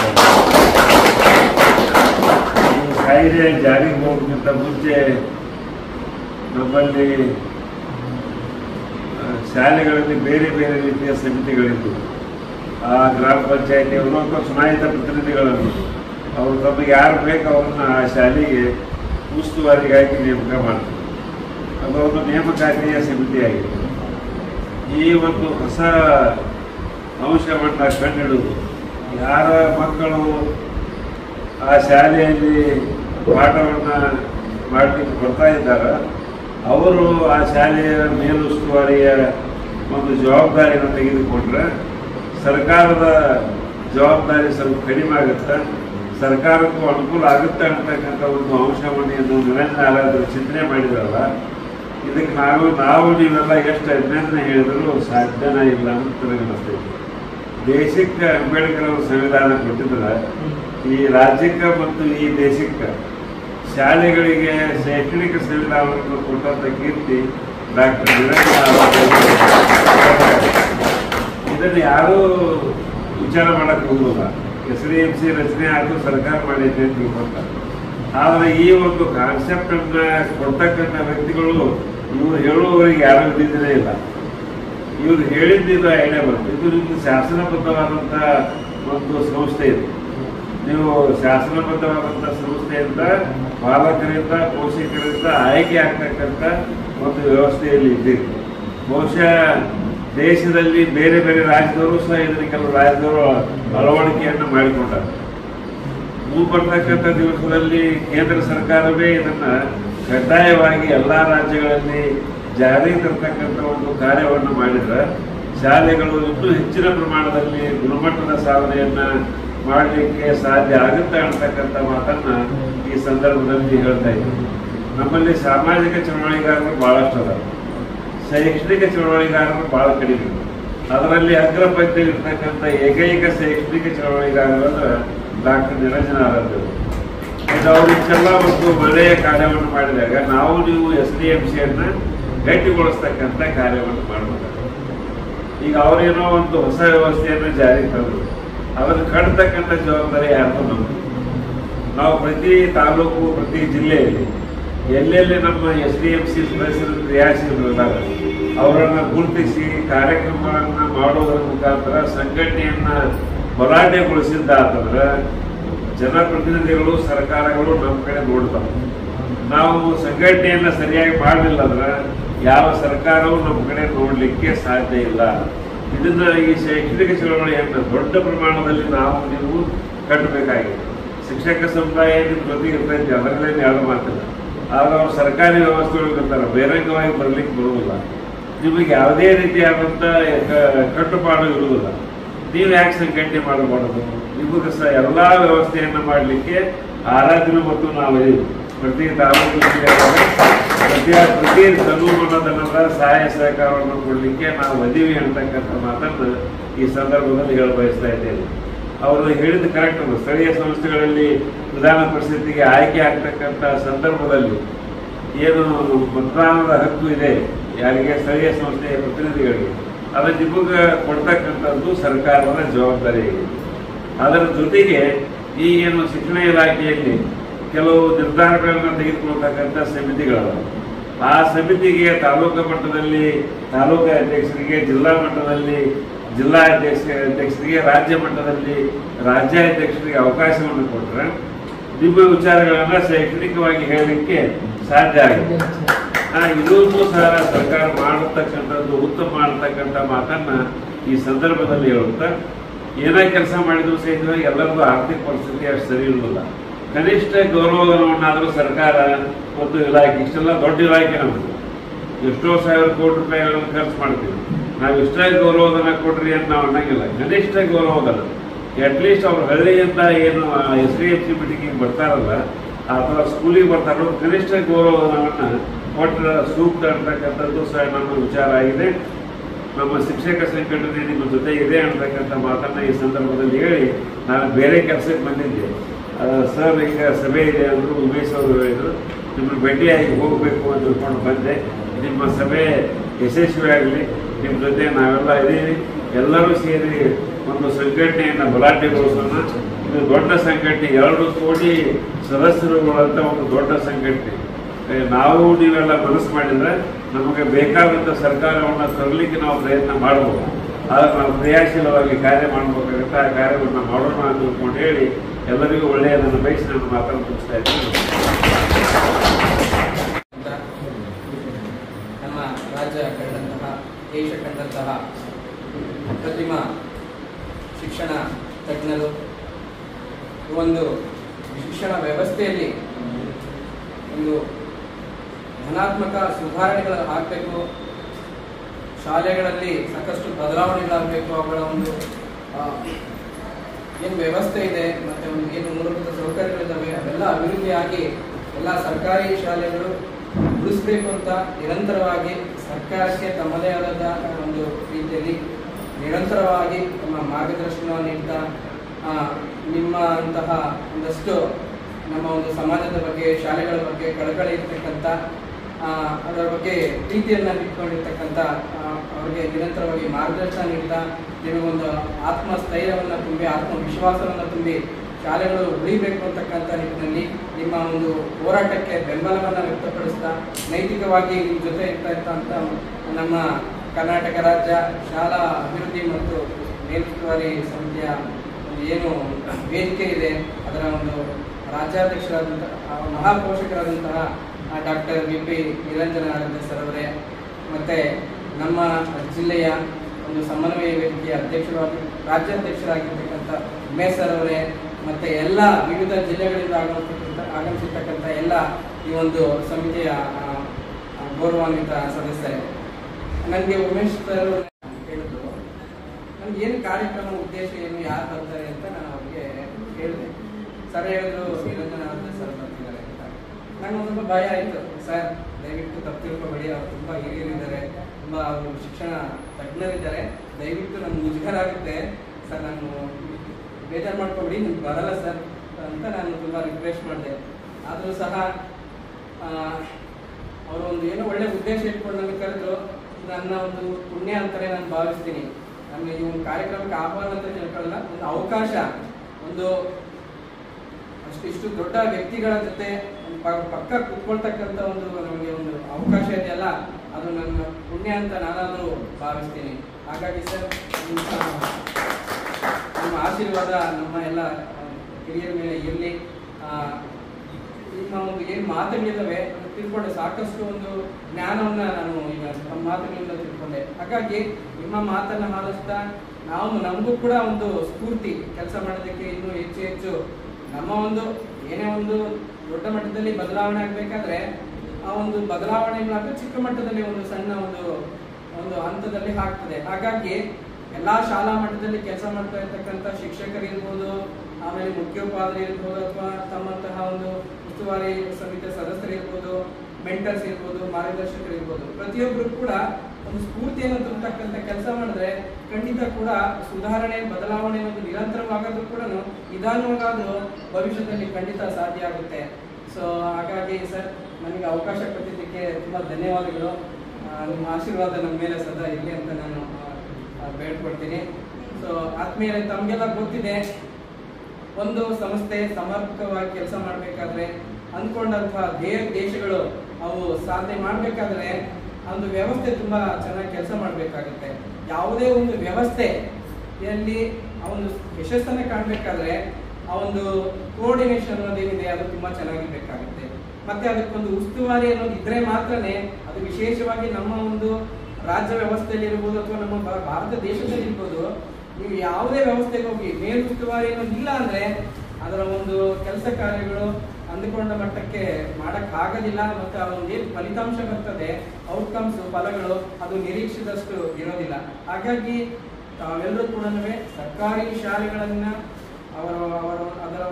ಸರ್ಕಾರಿ ಶಾಲೆಗಳ ಒಂದು ಗುಣಮಟ್ಟವನ್ನ ಸುಧಾರಿಸಬೇಕು, ಸುಧಾರಣೆಯನ್ನು ತರಬೇಕು, ಮಕ್ಕಳಿಗೆ ಒಳ್ಳೆ ಗುಣಮಟ್ಟದ ವಿದ್ಯಾಭ್ಯಾಸ ಕೊಡಬೇಕು ಅಂತಕ್ಕಂಥ ನಿಟ್ಟಿನಲ್ಲಿ ಅದಕ್ಕೆ ಬೇಕಾದಂತಹ ಏನು ವ್ಯವಸ್ಥೆಗಳು ಮಕ್ಕಳು ಸಿಗಬೇಕಾಗಿದೆ ಆ ನಿಟ್ಟಿನಲ್ಲಿ ಎಲ್ಲರೂ ಹೋರಾಟ ಮಾಡ್ತಾ ಇದ್ರಿ. ನಿಜಕ್ಕೂ ಕೂಡ ನಿಮ್ಮ ಒಂದು ಕೆಲಸ ಶ್ಲಾಘನೀಯ, ಅಭಿನಂದನೀಯ. ಯಾಕಂತಂದ್ರೆ ಸರ್ಕಾರಿ ಶಾಲೆಗಳಂದ್ರೆ ಮುರಿಯೋರೇ ಜಾಸ್ತಿ.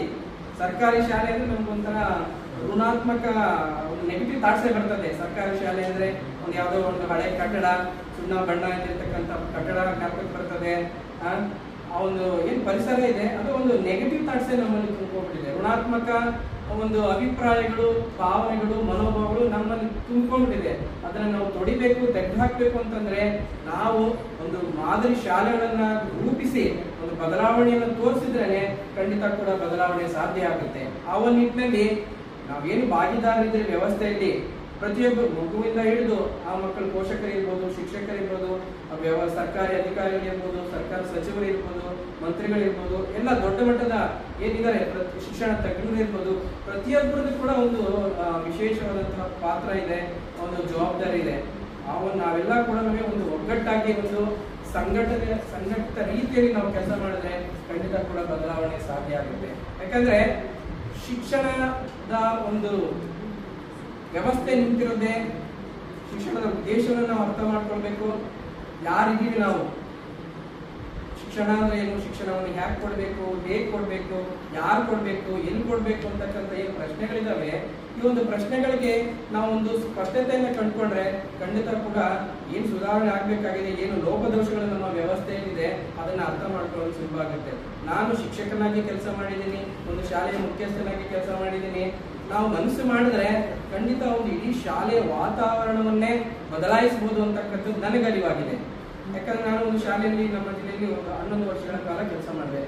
ಮೊದಲು ಆ ಶಾಲೆ ಅಂದ್ರೆ ಒಂಥರ ನೆಗೆಟಿವ್ ಥಾಟ್ಸ್, ವಸತಿ ಶಾಲೆ, ಹಾಸ್ಟೆಲ್, ಯಾವ ಮಕ್ಕಳು ಪೇರೆಂಟ್ಸ್ ಮಕ್ಕಳನ್ನ ಸೇರಿಸೋದಕ್ಕೆ ಹಿಂಜರಿತಾ ಇದ್ರು. ಆದರೆ ಈಗ ಇಡೀ ಜಿಲ್ಲೆಯಲ್ಲಿ ಒಂದು ಪ್ರತಿಷ್ಠಿತ ಶಾಲೆಗಳಾಗಿ ರೂಪುಗೊಂಡಿದ್ದಾವೆ ನಮ್ಮ ವಸತಿ ಶಾಲೆಗಳು. ಹಾಗಾಗಿ ನನಗೇನು ಅರ್ಥ ಆಯ್ತು ಅಂದ್ರೆ, ಮಗು ಯಾಕೆ ಈಗ ನಮ್ಮ SSLC ರಿಸಲ್ಟ್ ನೋಡಿ, 53% ರಿಸಲ್ಟ್ ಬಂದಿದೆ, ಗ್ರೇಸ್ ಪರ್ಸೆಂಟೇಜ್ ಸೇರಿಸಿ 73% ಫಲಿತಾಂಶ ಇದೆ. ಏನಿದೆ ವ್ಯವಸ್ಥೆಯಲ್ಲಿ ಯಾಕೆ ಇಷ್ಟು ಲೋಪದೋಷ ನಮಗೆ ಗೊತ್ತಿದೆ. ಇಡೀ ವರ್ಷ ಒಬ್ಬ ಶಿಕ್ಷಕ ತರಗತಿಯಲ್ಲಿ ಸರಿಯಾಗಿ ಮನಸ್ಪೂರ್ವಕವಾಗಿ ಪ್ರೀತಿಯಿಂದ, ಬದ್ಧತೆಯಿಂದ, ಶಿಸ್ತಿನಿಂದ ಪಾಠ ಮಾಡಿ ಕಲಿಸಿದ್ದೆ. ಆದರೆ ಮಕ್ಕಳಿಗೆ ಈ ಒಂದು ಏನು 53% ಇದೆ, 73% ಇದೆ, ಅದು ಖಂಡಿತ ಆ ರೀತಿಯ ಫಲಿತಾಂಶ ಬರ್ತಾ ಇರಲಿಲ್ಲ. 100ಕ್ಕೆ 100ರಷ್ಟು ಫಲಿತಾಂಶ ಬರಬೇಕಾಗಿತ್ತು. ನಮಗೆ ಗೊತ್ತಿದೆ ಲೋಪದೋಷಗಳು ಎಲ್ಲಾಗ್ತಾ ಇದ್ದಾವೆ ಸರ್ಕಾರಿ ಶಾಲೆಗಳಲ್ಲಿ. ಮೊದಲನೇದಾಗಿ ಏನು ವ್ಯವಸ್ಥೆ ಇದೆ ಆ ಒಂದು ವ್ಯವಸ್ಥೆಯಲ್ಲಿ ಇರ್ತಕ್ಕಂಥ ಒಂದು ಬದ್ಧತೆಯಲ್ಲಿ ಕೊರತೆ, ಒಂದು ಶಿಸ್ತಿನ ಕೊರತೆ, ಮಾಡೋದೇ ಇಲ್ಲ. ನಮ್ಮಲ್ಲಿ ಏನೋ ಒಂದು ನಿರ್ಲಕ್ಷ್ಯತೆ ಭಾವ, ನಡೀತಾ ಬಿಡಿ, ಆಗತ್ತೆ ಬಿಡಿ ಅಂತಕ್ಕಂಥ ಒಂದು ಮನೋಭಾವ ಏನಿದೆ, ಆ ಒಂದು ನಿರ್ಲಕ್ಷ್ಯತೆ, ಆ ಒಂದು ಅಶಿಸ್ತಿರ್ಬೋದು, ಯಾರು ಕೇಳೋದಿಲ್ಲ, ಏನು ಉಸ್ತುವಾರಿ ಇಲ್ಲ ಅಂತಕ್ಕಂಥ ಒಂದು ಮನೋಭಾವಗಳೇನಿದೆ, ಅದರ ಪರಿಣಾಮವಾಗಿ ಎಲ್ಲ ಫಲಿತಾಂಶಗಳು, ಕೆಲವೊಂದು ಶಾಲೆಗಳು ಶೂನ್ಯ ಫಲಿತಾಂಶ ಬರುತ್ತೆ ಅಂತಂದ್ರೆ ನಾವು ಊಹೆ ಮಾಡ್ಕೊಳಕ್ಕಾಗಲ್ಲ. 365 ದಿವಸ ಒಂದು ವರ್ಷ ಇಡೀ ಕಲಿಸಿ ಒಂದು ಮಗು ಪಾಸ್ ಮಾಡೋಕ್ಕೆ ನಮಗೆ ಶಕ್ತಿ ಇಲ್ಲ ಅಂದ್ರೆ ಡಿಗ್ರಿ ಮಾಡಿದ್ರು PG ಮಾಡ್ಕೊಂಡು ಬಂದು ಟೀಚರ್ಸು ನಾವು ಯೋಚನೆ ಮಾಡಬೇಕಾಗಿದೆ, ಇದೆಷ್ಟು ಗಂಭೀರವಾಗಿದೆ, ನಾವೆಲ್ಲಿ ಎಡುತ್ತಾ ಇದ್ದೀವಿ ಒಂದು ವ್ಯವಸ್ಥೆಯಲ್ಲಿ, ಎಷ್ಟು ಬದ್ಧತೆ ಕೊರತೆ ಇದೆ, ಎಷ್ಟು ಅಶಿಸ್ತು ಕಾಣ್ತಾ ಇದೆ ಅನ್ನೋದನ್ನ ನಮ್ಗೆ ಅರ್ಥ ಆಗುತ್ತೆ. ಹಾಗಾಗಿ ನಾವು ಶಿಕ್ಷಕರೇನಿದ್ದೀವಿ, ಆ ಒಂದು ಉಸ್ತುವಾರಿ ನೋಡ್ಕೊಳ್ತಕ್ಕೇನಿದ್ದೀವಿ, ಅವ್ರ ಮುಖ್ಯಸ್ಥರೇನಿದ್ದೀವಿ, ನಾವೆಲ್ಲ ಕೂಡ ಬದ್ಧತೆಯಿಂದ ನಾವು ಒಂದು ಶಿಸ್ತನ್ನ ರೂಢಿಸ್ಕೊಂಡು ಕೆಲಸ ಮಾಡಿದ್ದೆ ಆದಲ್ಲಿ ಖಂಡಿತ ಕೂಡ ಯಾವುದೇ ಮಗು 8.5 ಲಕ್ಷ ಏನು SSLC ಪರೀಕ್ಷೆ ಬರೆದಿದ್ರು ಖಂಡಿತ ಕೂಡ ಮುಂದಿನ ಪ್ರತಿ ವರ್ಷ 100% ರಿಸಲ್ಟ್ ಎಲ್ಲ ಶಾಲೆಗೆ ಬರಲೇಬೇಕು. ಯಾಕೆ ಅಷ್ಟು ನಾಲೆಡ್ಜ್ ಇಲ್ವಾ ನಮ್ಮ ಮಕ್ಕಳಿಗೆ? ಎಲ್ಲ ಕ್ವಾಲಿಫೈಡ್ ಟೀಚರ್ಸ್ ಇದ್ದೀವಿ, ನಾವು ಡಿಗ್ರಿ BEd MAd ಮಾಡ್ಕೊಂಡು ಬಂದಿದ್ದೀವಿ. ಒಂದು ಚಿಕ್ಕ ಮಕ್ಕಳಿಗೆ ಒಂದು ಕಾನ್ಸೆಪ್ಟ್ಸ್ನ ಪರಿಕಲ್ಪನೆ ಹೇಳ್ಕೊಂಡು ಕಲಿಸ್ತಕ್ಕಂಥ ಸಾಮರ್ಥ್ಯ ನಮ್ಗೆ ಇಲ್ಲ.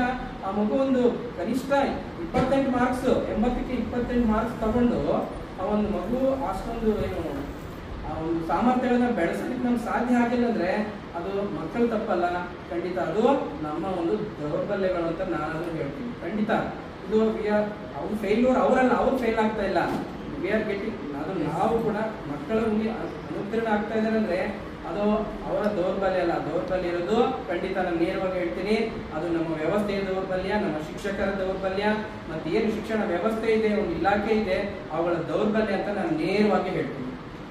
ಯಾಕಂದ್ರೆ ಗೊತ್ತಿದೆ ಏನೇನು ತಪ್ಪುಗಳಾಗ್ತವೆ.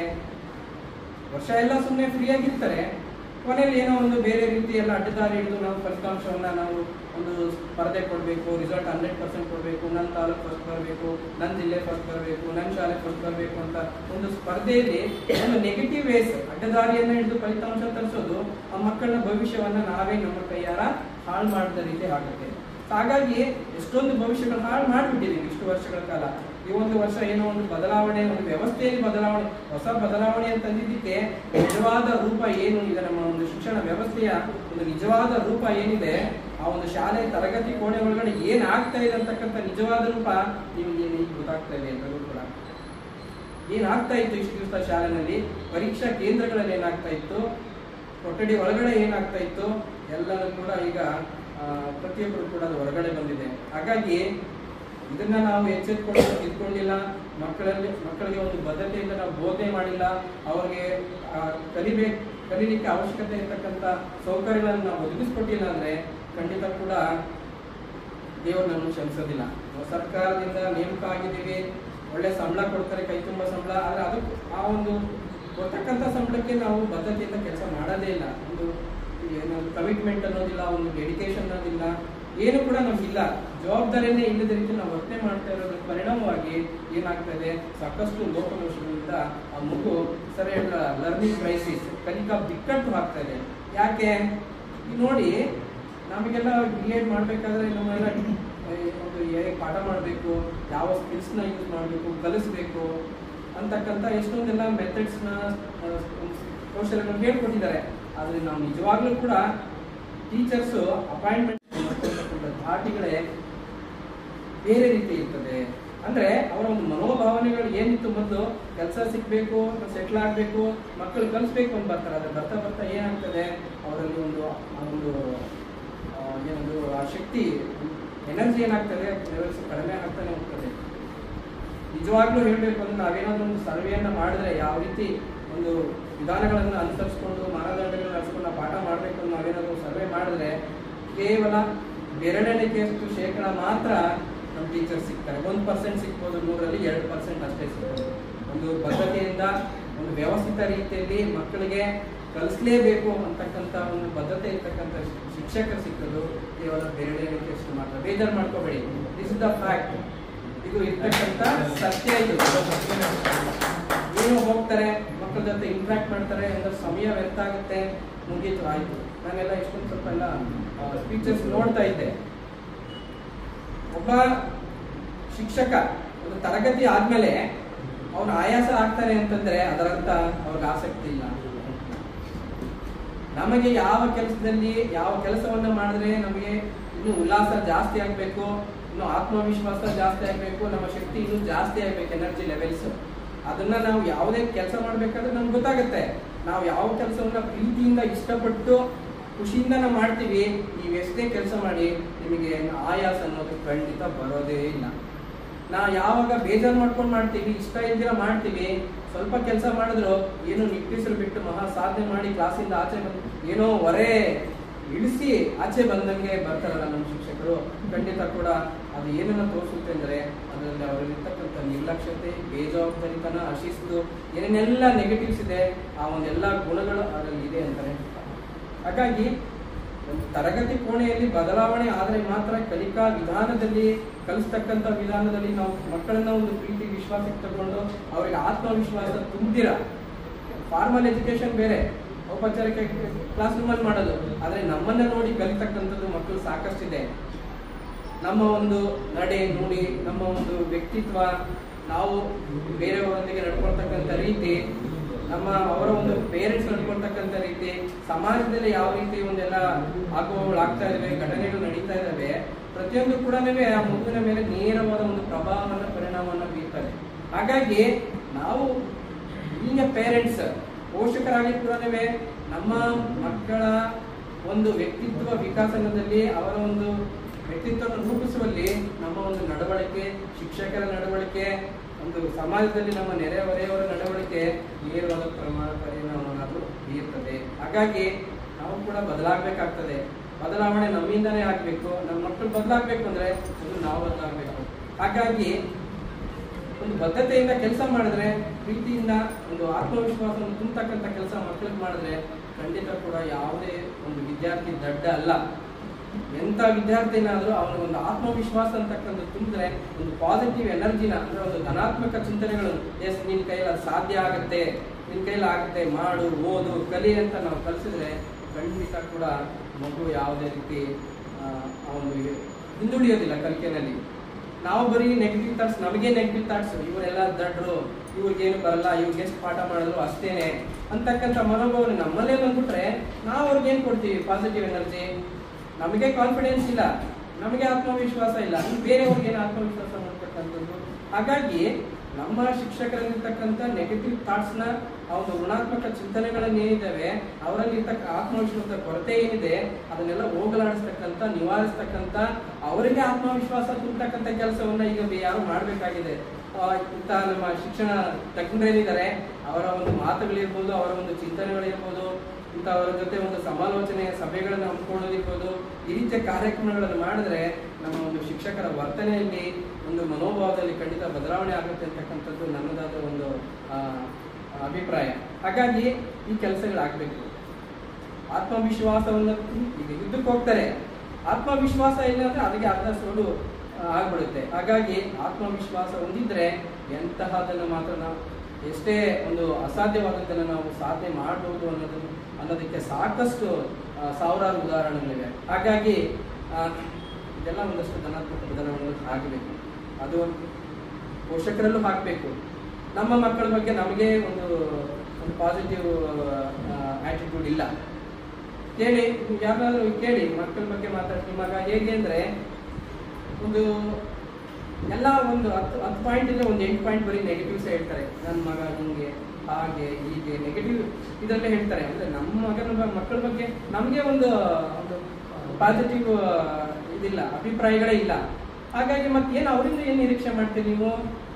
ಏನೋ ದೊಡ್ಡ ವ್ಯಕ್ತಿಗಳಾಗಬೇಕು, ಡಾಕ್ಟರ್ ಆಗಬೇಕು, ಇಂಜಿನಿಯರ್ ಆಗಬೇಕು, ಇನ್ನೇನೋ ಒಂದು ವೃತ್ತಿನ ಅವರು ಮಾಡಬೇಕು ಅಂತ ಹೇಳ್ತೀರಾ. ಬಟ್ ಆತ್ಮವಿಶ್ವಾಸವನ್ನು ನೀವೇ ಕಿತ್ಕೋತಾ ಇದ್ರಲ್ಲ, ನೀವೇ ಅವ್ರನ್ನ ಡಿಮೊರಲೈಸ್ ಮಾಡ್ತಾ ಇದೀವಿ, ಡಿಮೋಟಿವೇಟ್ ಮಾಡ್ತಾ ಇದೀವಿ. ನೈತಿಕವಾಗಿ ನಾವು ಕುಗ್ಗಿಸ್ತಕ್ಕಂಥ ಕೆಲಸ ಪ್ರತಿ ಕ್ಷಣ ಪ್ರತಿನಿತ್ಯ ನಾವು ನಿರಂತರವಾಗಿ ಮಾಡ್ತಾ ಇರ್ತೀವಿ. ಅದನ್ನೆಲ್ಲ ನಾವು ನಮ್ಮನ್ನು ನಾವು ನಿಯಂತ್ರಣ ಮಾಡಿಕೊಂಡು ನಮ್ಮ ಮಕ್ಕಳ ಬಗ್ಗೆ, ಅವರ ಬಗ್ಗೆ ಒಂದು ಆತ್ಮವಿಶ್ವಾಸದ ಮಾತುಗಳನ್ನು ಆಡ್ತಕ್ಕಂಥದ್ದು, ಅವರಿಗೆ ನೈತಿಕವಾಗಿ ನಾವು ಬೆಂಬಲವನ್ನು ಸೂಚಿಸಿದ್ದೇ ಆದರೆ, ಅವರ ಜೊತೆ ನಾವು ನಿಂತ್ಕೊಂಡಿದ್ದೇ ಆದರೆ, ಒಂದು ಸರಿಯಾದ ಮಾರ್ಗದರ್ಶನವನ್ನು ಮಕ್ಕಳಿಗೆ ಕೊಟ್ಟರೆ ಖಂಡಿತ ಕೂಡ ಅವರ ಏನು ಕನಸುಗಳಿದೆ ಖಂಡಿತ ಕೂಡ ಈಡೇರ್ತಕ್ಕಂಥದ್ರಲ್ಲಿ ಯಾವುದೇ ರೀತಿಯ ಅನುಮಾನ ಇಲ್ಲ. ಆ ಒಂದು ನಿಟ್ಟಿನಲ್ಲಿ ಬದಲಾವಣೆ ಪ್ರತಿಯೊಬ್ಬರಿಂದನೂ ಆಗಬೇಕು. ಸರ್ಕಾರದಿಂದ ಆಗುತ್ತೆ ಅಂತ ನಿರೀಕ್ಷೆ ಮಾಡೋದು ತಪ್ಪು. ಶಾಲೆಯಿಂದನೇ ಆಗುತ್ತೆ, ಟೀಚರಿಂದನೇ ಆಗುತ್ತೆ. ಎಲ್ಲ ನಿರೀಕ್ಷೆಗಳು ನಾವು ನಮ್ಮ ಜವಾಬ್ದಾರಿಗಳನ್ನ ಅಷ್ಟು ಕೆಲಸ ಮಾಡಿದ್ರೆ ಎಲ್ಲ ವ್ಯವಸ್ಥೆ ಸರಿ ಹೋಗುತ್ತೆ. ಹಾಗಾಗಿ ಫಸ್ಟು ನಮ್ಮನ್ನು ನಾವು ಆತ್ಮಾವಲೋಕನ ಮಾಡ್ಕೋಬೇಕು, ವಿಮರ್ಶೆ ಮಾಡ್ಕೊಳ್ಬೇಕು. ನಮ್ಮಲ್ಲಿ ಏನು ಲೋಪದೋಷಗಳಿದ್ದಾವೆ, ಏನು ದೌರ್ಬಲ್ಯಗಳಿದ್ದಾವೆ, ಅದನ್ನ ತಿಳ್ಕೊಳ್ತಕ್ಕಂಥ ಪ್ರಯತ್ನಗಳನ್ನ ಮಾಡಿ ಒಂದು ಪಾಸಿಟಿವ್ ಆಟಿಟ್ಯೂಡ್ ಡೆವಲಪ್ ಮಾಡ್ಕೊಳ್ಬೇಕು ನಮ್ಮ ಬಗ್ಗೆ. ಎಸ್, ಇದು ಸಾಧ್ಯ ಆಗುತ್ತೆ, ನಾವು ಇದನ್ನು ಮಾಡ್ಬೋದು, ನಮ್ಮ ಮಕ್ಕಳು ಇದನ್ನು ಸಾಧಿಸ್ಬೋದು ಅಂತಕ್ಕಂಥ ಒಂದು ಸ್ಫೂರ್ತಿಯನ್ನು ನಾವು ತುಂಬಬೇಕಾಗುತ್ತೆ. ಸೊ ಆ ಒಂದು ನಿಟ್ಟಿನಲ್ಲಿ ಕೆಲಸ ಮಾಡಿದ್ರೆ ಖಂಡಿತ ಕೂಡ ಎಲ್ಲ ಮಕ್ಕಳು ಕೂಡ ಮುಂದೆ ಒಂದು ಭವ್ಯ ಭಾರತದ ಒಂದು ಸದೃಢ ಭಾರತವನ್ನು ಕಟ್ಟೋದಕ್ಕೆ ಏನೊಂದು ಸ್ವಾಸ್ಥ್ಯ ಸಮಾಜದ ಒಂದು ನಿರ್ಮಾಣ, ಏನೆಲ್ಲ ಒಂದು ಸಂವಿಧಾನದ ಆಶಯಗಳಿರ್ಬೋದು, ಮತ್ತೆ ಎಲ್ಲ ನಮ್ಮ ಸಮಾಜ ಸುಧಾರಕರ ಆಶಯ ಇರ್ಬೋದು, ಈ ದೇಶವನ್ನು ಕಟ್ಟಂತಹ ಸಾಕಷ್ಟು ತ್ಯಾಗವನ್ನು ಮಾಡಿದಂತಹ, ಬಲಿದಾನ ಮಾಡಿದಂತಹ ಆ ಒಂದು ವ್ಯಕ್ತಿತ್ವಗಳು ಏನಿದಾವೆ, ಅವರೆಲ್ಲ ಕನಸು ಏನಾಗಿತ್ತು ಅದು ಖಂಡಿತ ನನಸಾಗೋದ್ರಲ್ಲಿ ಯಾವುದೇ ರೀತಿಯ ಸಂಶಯ ಇಲ್ಲ ಅನ್ನೋದು ನನ್ನದಾದ್ರೂ ಭಾವನೆ. ಸೊ ಆ ನಿಟ್ಟಿನಲ್ಲಿ ನೀವೆಲ್ಲ ಒಂದು ತುಂಬ ಒಳ್ಳೆಯ ಕೆಲಸಗಳನ್ನು ಮಾಡ್ತಾ ಇದ್ದೀರಾ. ಅದಕ್ಕೆ ಒಂದು ಪೂರಕವಾಗಿ ಸರ್ ನಿಮಗೆ ಒಂದು ಗೈಡಿಂಗ್ ಫೋರ್ಸ್, ಅವರು ದಾರಿ ದೀಪವಾಗಿ ನಿಮ್ಮ ಮುಂದೆ ಇದ್ದಾರೆ, ನಮ್ಮೆಲ್ಲರ ಮುಂದೆ ಇದ್ದಾರೆ. ಖಂಡಿತ ಅಂತವರ ಹಿರಿಯರ ಒಂದು ಮಾರ್ಗದರ್ಶನ ತಗೊಂಡು ಆ ಒಂದು ನಿಟ್ಟಿನಲ್ಲಿ ಕೆಲಸವನ್ನು ಮಾಡಬೇಕು. ಈಗ ನೀವೇನೋ ಬಂದಿದ್ದೀರಿ, ಏನೋ ಒಂದಷ್ಟು ಚರ್ಚೆಗಳಾಗುತ್ತೆ, ಸಮಾಲೋಚನೆ ಆಗುತ್ತೆ, ಆ ಒಂದು ಅಂಶಗಳೇನಿದೆ ಒಳ್ಳೆಯ ಅಂಶಗಳು, ಅದನ್ನು ಎಲ್ಲ ಕಡೆ ಹೋಗಿ ಅದನ್ನು ಅನುಷ್ಠಾನ ಮಾಡ್ತಕ್ಕಂಥ ಕೆಲಸ ಆಗಬೇಕು. ಹಾಗೆ ಮಾಡಿದ್ರೆ ಮಾತ್ರನೇ ಏನಾದರೂ ನಾವು ಒಂದು ಫಲಾಪೇಕ್ಷೆ ಅಥವಾ ನಿರೀಕ್ಷೆ ಬದಲಾವಣೆಯನ್ನು ನಾವು ಕಾಣೋಕ್ಕೆ ಸಾಧ್ಯ ಆಗುತ್ತೆ. ಆ ಒಂದು ನಿಟ್ಟಿನಲ್ಲಿ ತಾವೆಲ್ಲರೂ ಕೆಲಸ ಮಾಡಿ ನಿಮ್ಗೆಲ್ರಿಗೂ ಕೂಡ ಒಳ್ಳೆಯದಾಗಲಿ. ನಿಮ್ಮೆಲ್ಲರ ಒಂದು ಪ್ರೀತಿ, ವಿಶ್ವಾಸ, ಆಶೀರ್ವಾದ ಸರ್ಕಾರಿ ಶಾಲೆಗಳ ಮೇಲೆ, ಸರ್ಕಾರಿ ಶಾಲೆಗಳ ವಿದ್ಯಾರ್ಥಿಗಳ ಮೇಲೆ, ಎಲ್ಲ ಮಕ್ಕಳು ನಮ್ಮ ಮಕ್ಕಳೇ. ಆದರೆ ವಿಶೇಷವಾಗಿ ಯಾಕೆ ಸರ್ಕಾರಿ ಶಾಲೆಗಳಿಗೆ ಎಷ್ಟು ಒಪ್ಕೊಳ್ಬೇಕು ಅಂದರೆ ಅಲ್ಲಿ ಬಂದಿರ್ತಕ್ಕಂಥದ್ರೆಲ್ಲ ತುಂಬ ಅಗತ್ಯ ಇರ್ತಕ್ಕಂಥದ್ದು. ತುಂಬ ಪ್ರತಿಭಾನ್ವಿತರಿರ್ತಾರೆ, ಬಡತನ ಇರ್ತದೆ, ಇನ್ನು ಬೇರೆ ಏನೋ ಕಾರಣ ಇರ್ತದೆ, ಅವ್ರಿಗೆ ತುಂಬ ಅಗತ್ಯ ಇದೆ. ನಮ್ಮ ಒಂದು ಸಹಕಾರ, ನಮ್ಮ ಒಂದು ಮಾರ್ಗದರ್ಶನ, ನಮ್ಮ ಒಂದು ಸಹಾಯ ಹಸ್ತ ಅವ್ರಿಗೆ ಬೇಕಾಗಿದೆ. ಸೊ ಆ ನಿಟ್ಟಿನಲ್ಲಿ ಕಷ್ಟದಲ್ಲಿರ್ತಕ್ಕಂಥ ಒಂದು ಮೇಲಿರ್ತಕ್ಕಂಥ ಕೆಲಸ, ಸಹಾಯ ಹಸ್ತವನ್ನು ಚಾಚುವಂಥ ಒಂದು ಅವಕಾಶ ನಮ್ಗೆ ಇಲ್ಲಿ ಸಿಕ್ಕಿದೆ. ಇದು ನಮ್ಮ ಒಂದು ಪುಣ್ಯ ಅಂತಲೇ ನಾವೆಲ್ಲರೂ ಭಾವಿಸ್ಬೇಕು. ಸೊ ಆ ನಿಟ್ಟಿನಲ್ಲಿ ಕೆಲಸ ಮಾಡಿ ಅಂತ ನಾನು ತಮ್ಮ ಜೊತೆಗೂ ಮನವಿಯನ್ನು ಮಾಡ್ತಾ, ನಮ್ಮನ್ನು ಕರೆಸಿ ನಮಗೊಂದು ಅವಕಾಶ ಮಾಡಿಕೊಟ್ಟ ಉಮೇಶ್ ಸರ್ ಅವ್ರಿಗೂ ನಾನು ತಮ್ಮೆಲ್ಲರಿಗೂ ಹೊಂದಿಸಿ ನನ್ನ ಮಾತನ್ನು ಮುಗಿಸ್ತೀನಿ.